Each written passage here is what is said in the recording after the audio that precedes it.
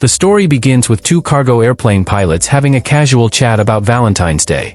One of them suddenly took out a bottle of perfume and idly sprayed it towards his colleague. The pungent smell of the perfume immediately annoys his friend, so he asks for the perfume to be thrown away immediately. On the other hand, we switch to King Julien, who is with Maurice. Unexpectedly, a bottle falls from the sky and hits Julien. The bottle had a label that read Love Potion Number 9. As it turned out, the bottle was a perfume previously discarded by the airplane pilot. Curious, Julien sprayed the perfume on Maurice, and instantly their two mounts showed their love for him. Meanwhile, Julien looked up at the sky with confidence. He felt that the fall of the bottle was not a coincidence, but a message from God. In her mind, the perfume was a gift from heaven.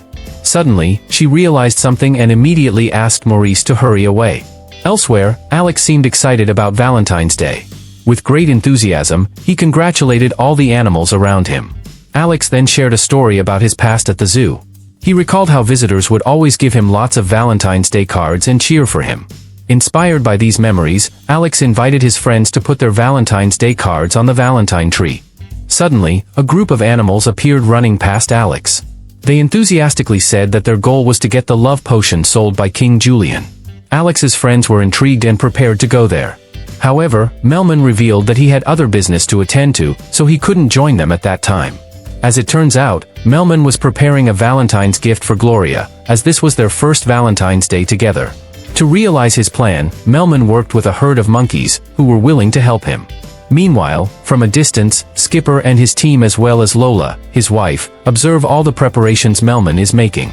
On the other hand, the herd of animals that were previously running around finally arrive at King Julien and Maurice's place.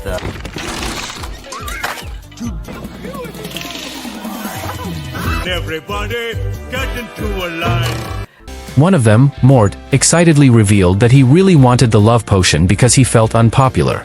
Julien agreed to give them the potion, but on one condition: they had to sign a contract and become his followers.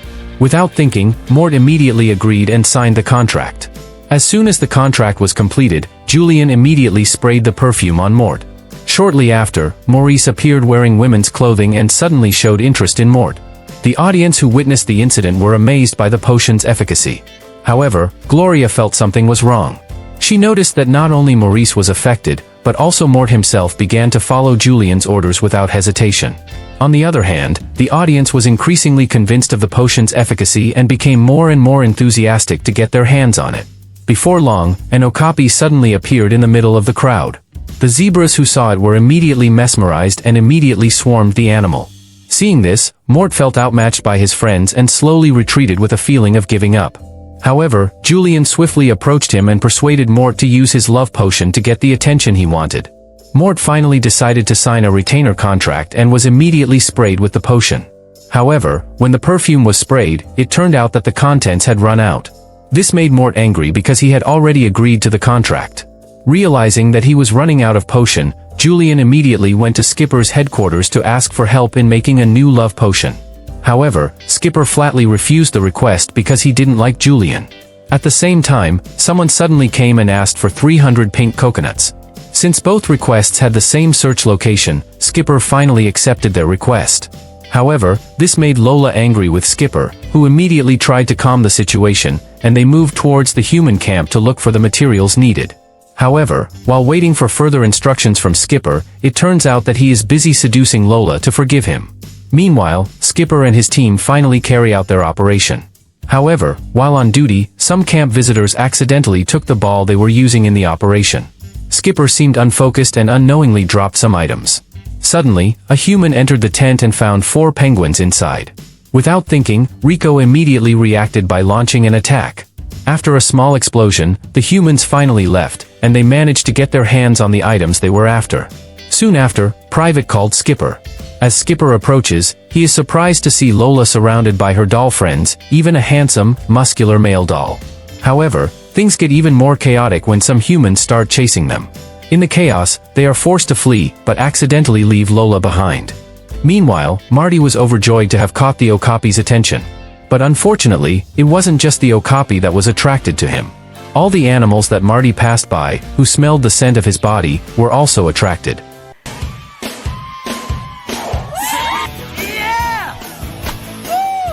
Soon, Alex approached Marty, who was relaxing, surrounded by many animals in the love arena.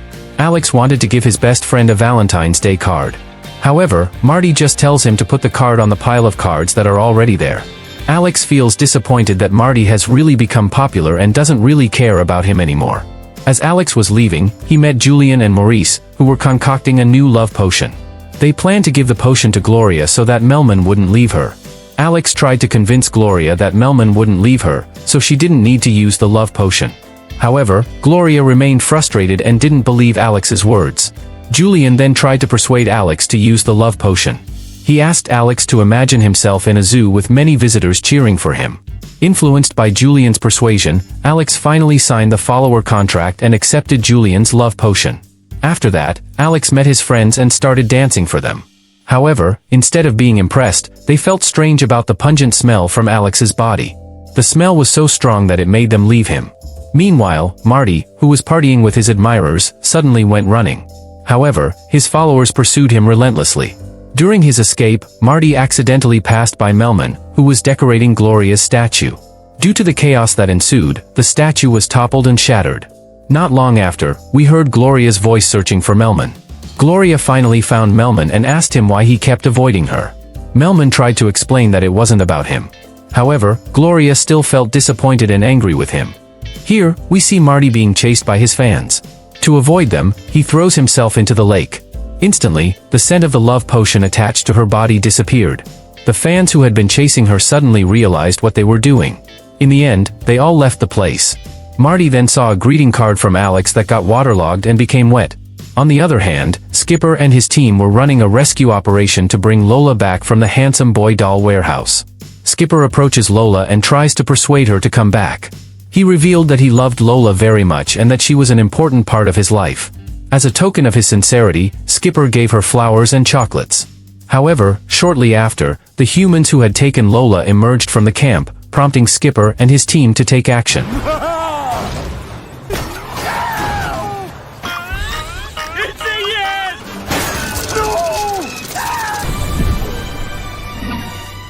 Meanwhile, Gloria, who was still angry at Melman, finally vented her frustration by eating. While enjoying her meal, she finds Melman's note containing all his plans for her. Not long after that, Gloria hears Melman talking to Julian. Apparently, Melman was asking Julian to make him another love potion. Just as Julian was about to continue with the deal, Gloria came over to them, where she praised Melman for her efforts and hard work. Shortly after, Marty arrives and starts talking about Alex. Marty has an idea to make Alex happy again. Then, we see Alex sitting alone, writing Valentine's Day cards to himself. While looking at the cards, he finds one with the words "I'm sorry." Alex then sees a trail of other cards scattered around and follows them. Eventually, he found 3 greeting cards hanging on the Valentine tree. Soon after, Marty, Gloria, and Melman came to see Alex to apologize. However, Alex refused their apology. He said that it wasn't the number of greeting cards that mattered, but who they were from. Not long after, Julian arrived with Maurice, showing off their latest love potion number 15. Julian, who was preparing to throw an arrow at Alex, did not expect that Alex managed to avoid it. The arrow turned around and hit Julian's love potion bottle. As a result, the potion broke and spilled. Julian also tried to spray the remaining potion on the animals around, but they seemed to be no longer interested in the effect. One by one, they leave Julian and Maurice. Alex.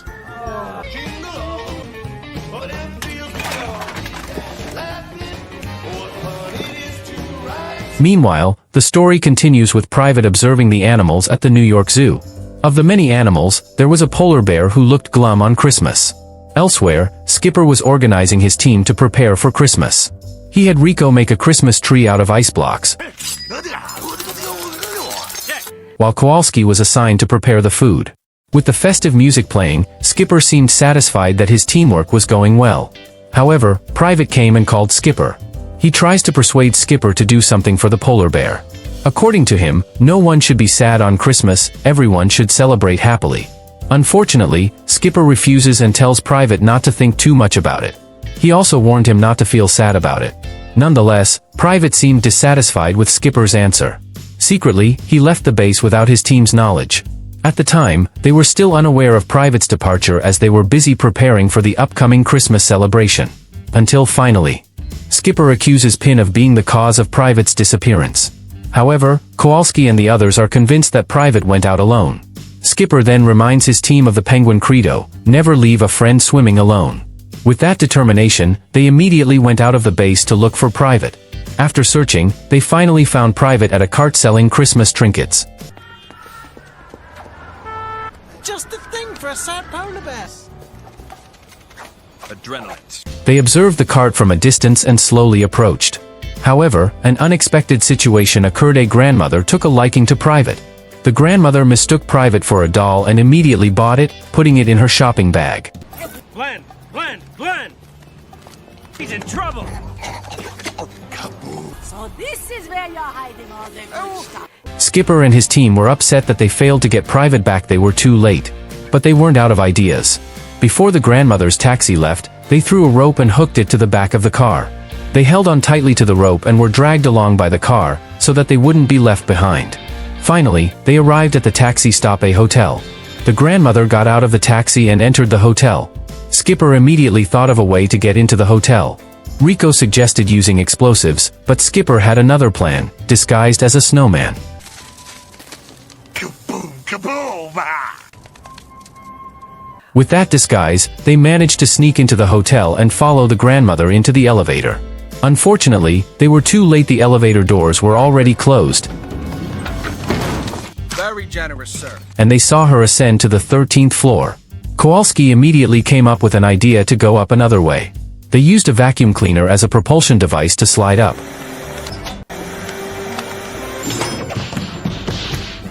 Arriving in front of Grandma's room, they couldn't get in because the door was locked. Skipper started looking for other ideas, while Rico again suggested the use of explosives. Inside the room, Grandma was decorating Private with red ribbons, making it a Christmas present for her pet dog, Mr. Chew. When she's done, she hangs Private by the fireplace. In front of her, Mr. Chew looks like an adorable dog. However, as soon as she left, Mr. Chew turned into a ferocious dog.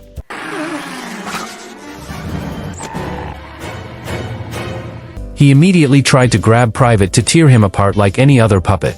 Luckily, Skipper and his team arrived just in time. Private was happy to see them.